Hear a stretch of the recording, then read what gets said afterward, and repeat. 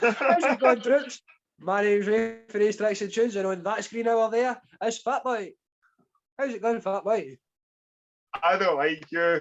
Right before we started, he made a terrible, terrible joke, and I do not like him. We're no longer friends. It's alright, we fell at 100 times, mate. I always end up talking again. He'll hate me till like the morrow or something, maybe.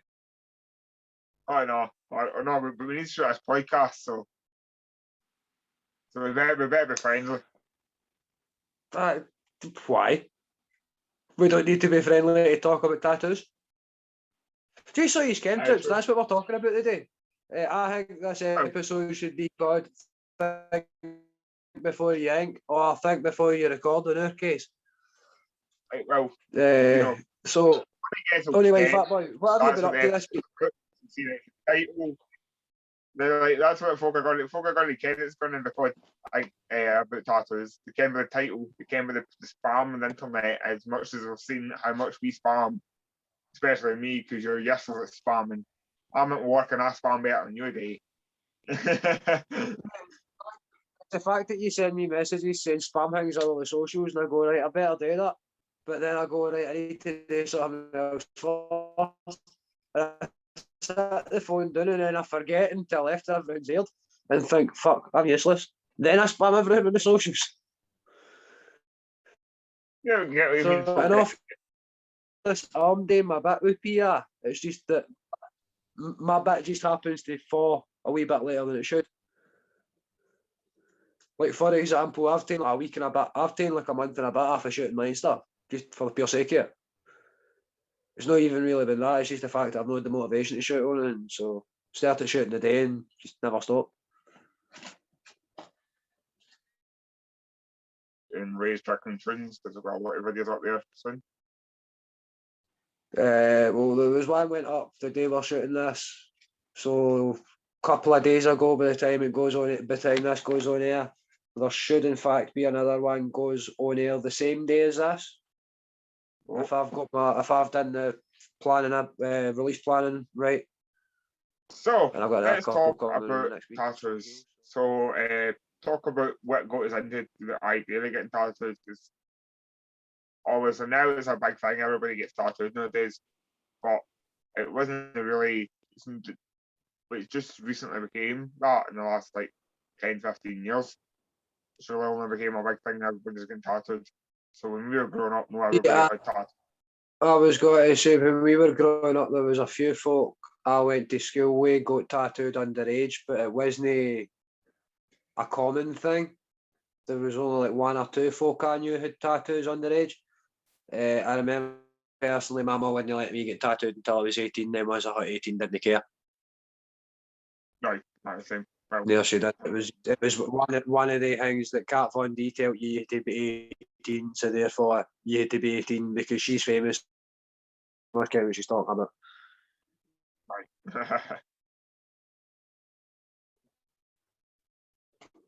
But I reckon everybody had them except my mother. She didn't have any tattoos. See, my mum didn't have any. Mum didn't like tattoos. My dad did quite a few though. My dad's ends were covered, but mostly they were cover-ups. So it's like tattoos over tattoos over tattoos. Just like he's got an eagle covered up with a skull, covered up with another skull. It's some messy tattoos. My favourite ones is big dragons put in his arm that I remember going and getting. But it's only half finished because the guy who was doing it died or committed suicide. I don't remember what it is. But Dad always he was selfish. He should have waited to die before should have waited to finish my tattoo before he quicked it. Alright, basically. That's really I started getting tattoos because my dad grew up with him. It was like a normal thing. I told him then to angle when he was old enough to get tattooed. So it just gave him, as soon as I was old enough to get tattooed, I went and got tattooed. See, that was kind of the way I was. I turned 18. I'm pretty sure you'll remember me getting tattooed because the first tattoo I got, I come out of college, went and got the tattoo, then got on the bus to your point that Dean stayed round the corner phase at that point. So I can get off the bus round the corner from my house and went to his house. but I went and booked that with it. I never told anybody that I was booking that. I think I'd tell you, but I hadn't told my folks until the day before it.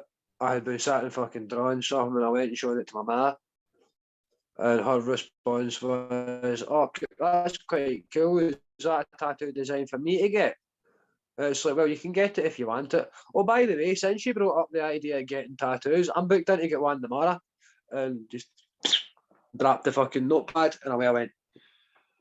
Because I half expected to get the pirate skull and Jolly Roger.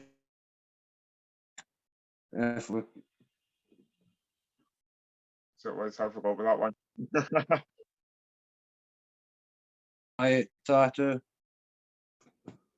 Never done time. Looking, it looks like a prison tattoo. See, I don't like my first tattoo. I think I went to the same tattooist. My first tattoo, I think you got your first tattoo, the same guy. Body art. Up the alleyway, it's no Bluesmith, Black Thistle's alleyway, the other one. Beer alleyway. The graveyard. No, I get my other tattoos there. I get that one in the same shop. The one up the stair next to Timpson's.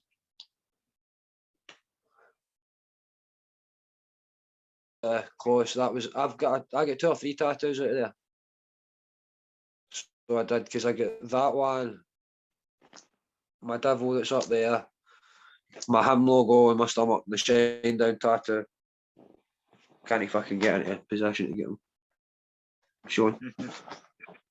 Funnily enough, there is a him logo there too, but that wasn't done in a shop. That was done in my pal's living room. You think me about like I'm fine. See, I used to be, man. I'm not gonna lie, I don't listen to them as much anymore. But it could be. That's not even why you've got the ham logo. That's why you've got the hat because the time Bam. It definitely isn't because of him. It's because of Bam Margera. 100%. It's because of Bam. 100%. 100% because of Bam Margera. I went and get a tattoo on my stomach. The one on my stomach was done in a shop because it was for Bam Margera. The one on my wrist and the one on my knee. The one on my knee I done myself. The one on the wrist Tommy done. And that was only to actually just to see how sad it was getting tattooed there, and I couldn't think of anything else to put on there. So it was easy enough to draw a heartogram. I just turn around and say to him, right, copy for that. Then doing it on my leg, I could do it freehand without fucking any stencil or anything. So I ended up with a third one. It was alright. Wasn't that bad. There was worse. That one was done in Tommy's living room, and Tommy done it. It wasn't too bad. That one was done in my bedroom, and I done it. Which, mate, it sounded like a good idea at the time, but What even is it? it is Viking runes that have been layered on top of each other. That's why you don't need somebody a tattoo then. Speaking of tattoo, I'll talk about my first tattoo, then we'll talk about Sunday getting young people tattoo guns or tattoo equipment. My first tattoo was. Let's talk about Dean's first studio tattoo. My first studio tattoo was my Cowboys in Hell, which I still hate because it was the guy done it. It's one of the worst. It's the worst tattoo I have. And when he was wiping it off after like a half-hour job, he'd chucking it on my skin. You notice he'd missed a bit of it. So I had to go back and finish it. And I hate it. It's like always I'm going to go get it fixed up. I don't do it. But I haven't. I'll do that when I actually sort my hair out with the tattoo fixed. But I hate it. But that was my first tattoo. My tattoo technically was when this idiot decided he would use a needle and a Sharpie. Well, a fake Sharpie from Poundland. Now, the original one was a real Sharpie, the black Sharpie. So the stout stories there in James Hansen's. Right. And he used a black Right. Sharpie and a needle because he said you could do it, and I didn't believe you. I could tattoo you with a needle and a Sharpie. Bullshit. And you gave me a wee black line on my arm that I had to then cut off, and I've still got scars. Too obvious. I bet mum and dad would see it if he tattooed me. To me up the top of my arm, and we done it. If Jamie's back, I went into my back because black ink had always ran out at that point. We went and got a red Sharpie that came from Poundland, so it was like really cheap cash with Poundland. We went and met up with one of your old pals, your ex-drummer, and we started Out the back of Chapel Hall. Back in the Chapel Hall on a yellow grit bin, and used that and tattooed a D onto my arm. To be fair on you, it worked. Could actually tattoo me. Aye, I didn't specify it would be a good tattoo. I said I could in fact tattoo you with a Sharpie and a needle. I'm not even sure. Mate, I'm not even sure how I came to that conclusion of I could tattoo you with a Sharpie and a needle. Like, that's an Indian, basically. Well, I'm not sure. Like that's what I'm saying. I'm not sure what the initial thought that was. Like, I'm sure it was a case of either I've overheard somebody talking about an Indian ink tattoo, or I'm not clever enough to think fucking physics wise. But if you break it down, a tattoo machine is just a needle poking you hour and hour and hour again. Me doing that with a needle was just a slower version of that. That could in fact have been what led me to the belief of I can do that. So I done it. Didn't say it would be a good tattoo. And in fairness, it was supposed to be the Dean Guitars logo. Was it no? Or was it just your name I was going for? But it was taking fucking forever, so I gave up after I did the D. It was just meant to be my name. It was meant to just be Dean. They were going to just put Dean on my arm, and you just gave up after the D because the D took for fucking ages. And it wasn't, to be fair, it wasn't there. And probably because I was probably doped up on a lot of painkillers. At that point, I was taking a lot of cheap painkillers. So I probably didn't feel it. That's probably why. But aye, it worked. It worked. Is definitely. I've done better tattoos since then. Like, and I've not let you tattoo me yet. I've never ever let you go near me with a needle machine since that moment, and I never will. See, I can start up. The most of my portfolio is here. If you can see it in the shadow, I done all of these. There's the next fucking hertogram I tell you about. It's got a wee saltire inside it. Again, just out of boredom, but I done all of them, and it was quite funny because at the work yesterday I did in fact on my sleeve.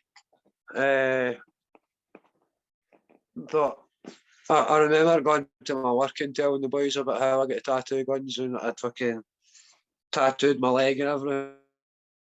They were like, wait, you tattooed your leg? As in you went to the shop and got it tattooed? So, no, as in I sat in my pal's living room and done it. Remember? So your pal tattooed? No, that's not what I said. Listen to the words coming out of my mouth. I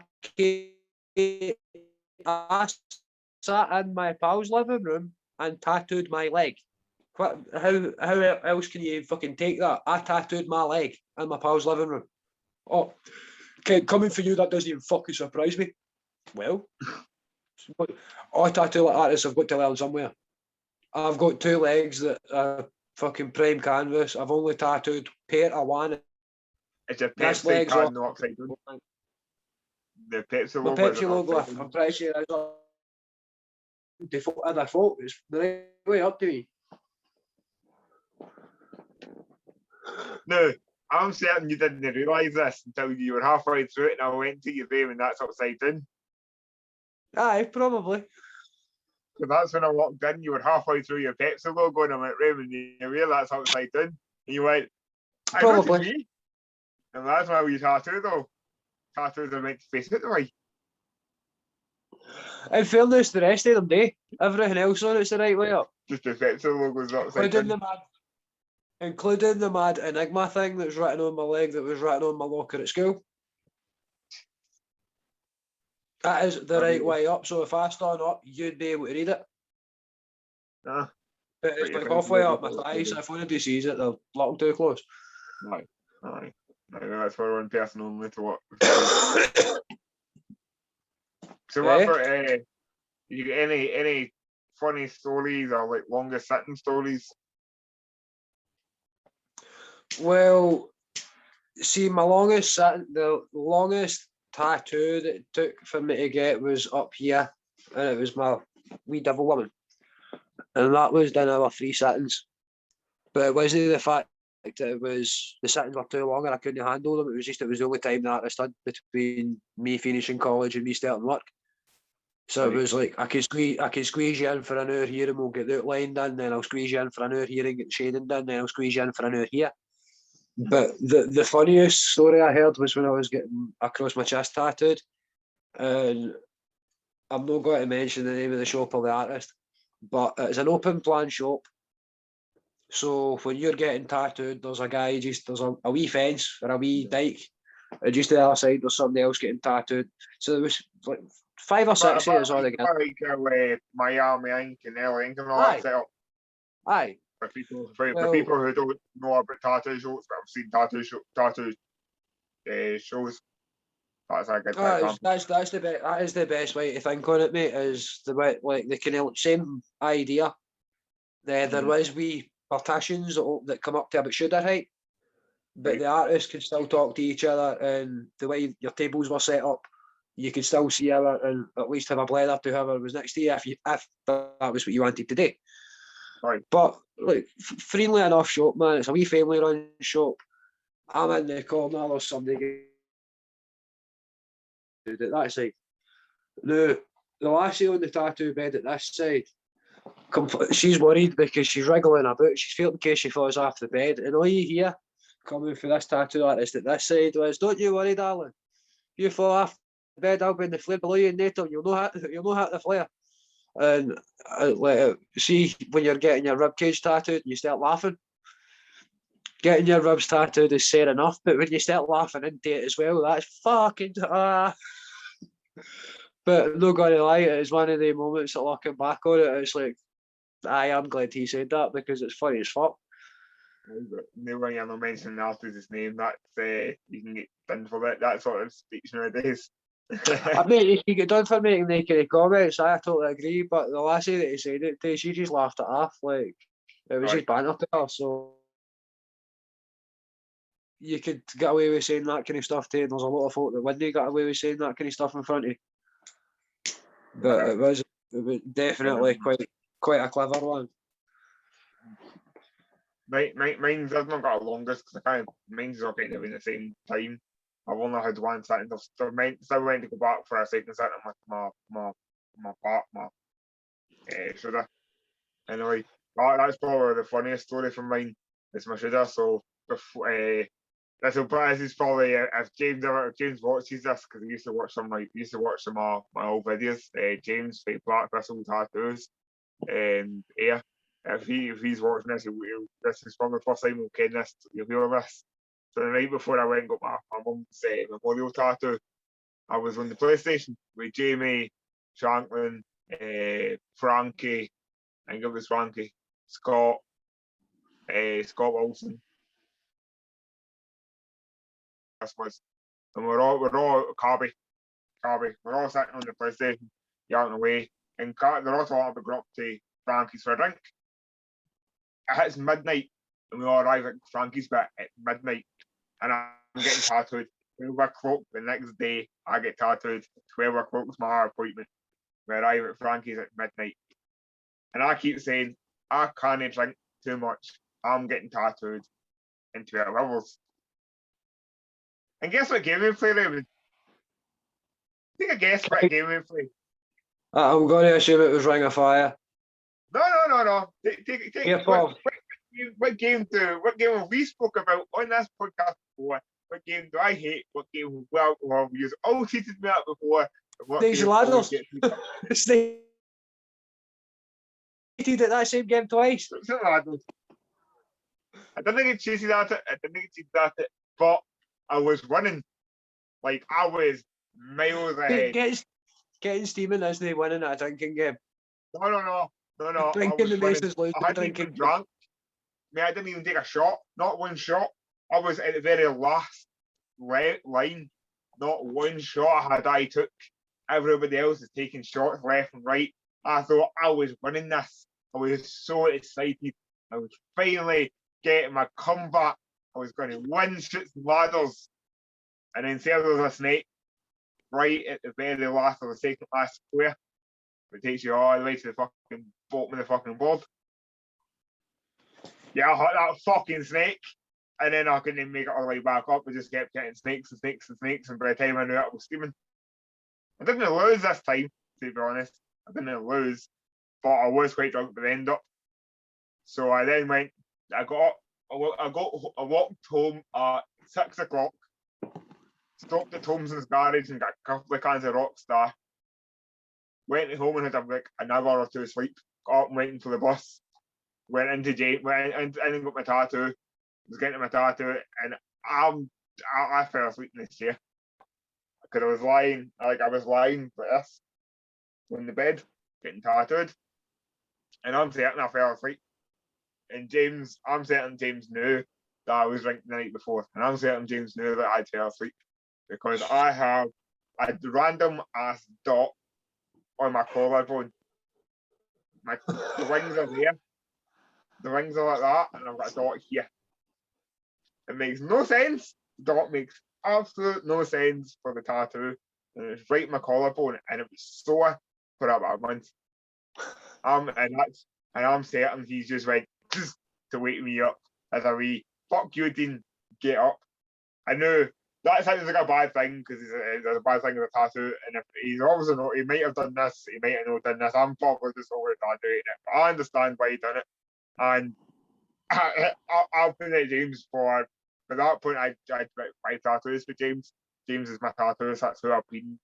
Every tattoo by one I've had for James. So I got to understood why he was doing it, but I had to pay back a bit of don't do that. It's the only time I'd ever done it. It's the one and only time I've ever went for a tattoo with alcohol in my system. I always go for a drink after the tattoo. That time I didn't. That was the first and only time I ever went for a drink after my tattoo. I just went for the bus home because I felt it was right. That was because you were hungover for the day before, though. That wasn't because you didn't want to go for a drink. That was because you couldn't stomach another drink. Because I couldn't stomach another drink. But there's a thing for people who are watching who have never had a tattoo or who go for tattoos regularly and have never done it. Do not drink before a tattoo. It's not worth it. Anyway, it's not worth it. Yes, the drink may be fun. The drink, as I say, the 6 hour pass we had was a fun night, but it wasn't worth it actually. The next afternoon, sitting behind that table and that feeling of waking up on that table midway through a tattoo was no fun. See, I don't have really like funny tattoo stories other than the one I just mentioned. I do, however, have a random story where I walked into a tattoo shop to see somebody and come out with a nipple piercing. You've got a nipple piercing? I do not have a nipple piercing anymore. I did have a nipple piercing for about 6 weeks when I stayed in air. Was this the Psycho Bitch? No. Why do I not remember this?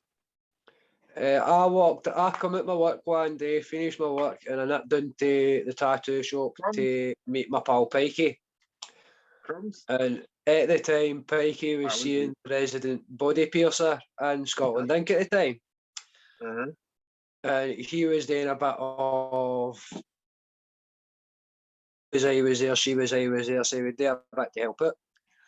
And this particular day, I walks in and he, straight away he's, "Oh, how's it going, Ray, my man? Esther, I've got a wee nipple piercing down here for you." And he expected me to be all defensive and be like, "Oh, you're not getting near me." And my response was, "If it's free, I'll get it." And the body piercer's response was, Ken, I'm totally going to give you it on the grounds of I want to hear you squeal like a wee bitch when I give you it. So, as you do, I whips the t-shirt off. Right, man, let's go. How many you want? It's like, just the one will do. So there we go. We get the clamp on test. Like, right, I'm going to. I'll go through it on the count of 3. 1, scale. Oh, and as you make just fucking sat and took it. Don't get me wrong. Again, what? Like, what would be the easiest way to put it? Imagine catching your finger on the door, but put that feeling from here to there. That was how I would put it. But didn't squeal or nothing, and then just once you turn the clamps off, my response was like, I definitely don't need to pay for that since I didn't give you the reaction that you wanted. But at the time, I was training with Premier British Wrestling Academy at the time, and we went to a training session about 6 weeks after I got it, and Andy Wilde was taking the seminar, and he had mentioned about big thing in wrestling is Ric Flair's chops. Oh, smack! So we started running drills where we were chopping each other on the chest, and the idea was take the t-shirts off so you can feel the full impact of a chop, because it's one of the few moves that is real 100% of the time. Right. When you hear somebody getting slapped in the chest, that fucking hurts. I took a chop to the chest and my nipple piercing went bing and disappeared into the corner of a gym in Barhead. And it was never seen again. It was this nipple. I can't even look at it and see I can.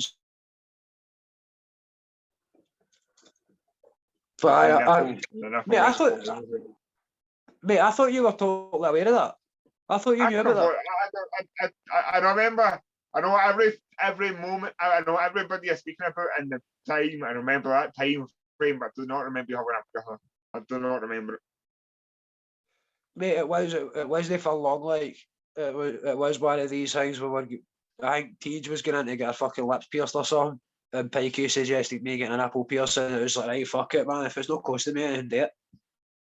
You know. So to round off here, because this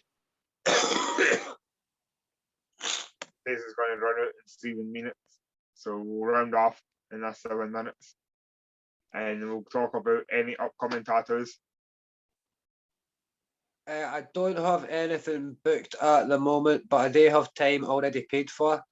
A local show, the very same one that I mentioned earlier, the wee local family run shop, open plan one with the dirty mouth tattoo artists. So I'm possibly going to go and start my chest piece, which you know what I've got on my stomach. I've got the word Albanach, which is the Gaelic word for Scottish, which my original inspiration behind it was Rey Mysterio's Mexican tattoo. I thought, right, that's quite cool, but it would look cooler if it was actually in Mexican. Like, obviously, when I first seen it, no understanding that Mexico speaks Spanish. But then looking at it, when I decided, no, that would be quite cool, so I got it myself, but I got the word Scottish and Scottish. When I was questioned about it at my work, why did you get it in Gaelic? It's like, for that exact reason. It's like, what? It's like, if I wrote Scottish, what would you look at it and go, oh, he's a Scotsman? But the way it is, the new folk will look at that and question it. What does it mean? Right. But I'm going to go for the Wilson clan best on here. So I'm going for the coat of arms on there, and I'm possibly getting Adamson one on this side. Need to have a wee conversation with somebody before I can get that done though, so I can get the right one for the family. Because I've seen 2 or 3 Adamson ones, so I want to make sure it is the right one. My uncle Derek pointed me in the direction of one of them. I just want to confirm it with my auntie to make sure it is the right one before I go and book it. But I can get that done in 2 pairs. Done later on. What about yourself? You going in plan? I've had mine booked since way before lockdown. I went and booked mine in Dundee way before boxing, and Studio in a studio in Dundee. I've now booked in another studio in Dundee because it was a mess up the first studio, but I'm still right. and I'm booked in to get my Tommy Two-Face, my Power Ranger tattoo, and hopefully in that space there, I'm going to go get my, can't see, hopefully in there I can go and get my Tommy Two-Face, so like the green Power Ranger and the white Power Ranger, with the lightning bolt in the middle, join them together. They've wanted it for fucking years now.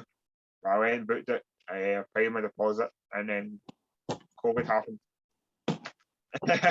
And I've moved away from Dundee, so it means it gives me an excuse to go back up to Dundee and see the guy from Dundee again. At least that's what I'm going to use it as. At least that's my my bonus. Make a day to sort of thing. I think it's October. It's either October or August. I am to go up for. I can't remember when it is. I think it's October though. So it's still a wee while away. See, I'm that way where I got me the tattoo time for Christmas. I've just not got around to actually booking it yet. I'm aiming for the same guy that done my chest. But it's just actually messaging him and saying to him, right, this is what I want, this is where I want it, when can you put it there? No, I mean, good on. Right, so let's round this off because we've only got a couple of minutes left to this meeting. So before it runs out, let's round it off. So thanks for tuning in, guys. This has been another Stainpokes Podcast. Yeah, if you want to find any news, tune it, find Raymond. Whatever side he is, find Raymond or Tricks and Tunes, Facebook, YouTube, Twitter, any Instagram. He's on it all. Find them there. Find us. You can find this channel. Find me on this channel. And just go look at the videos on here. You can find it. You can see what you look and see what you want in this one. So thanks for tuning in, guys. And cheerio, boys and girls. Oh.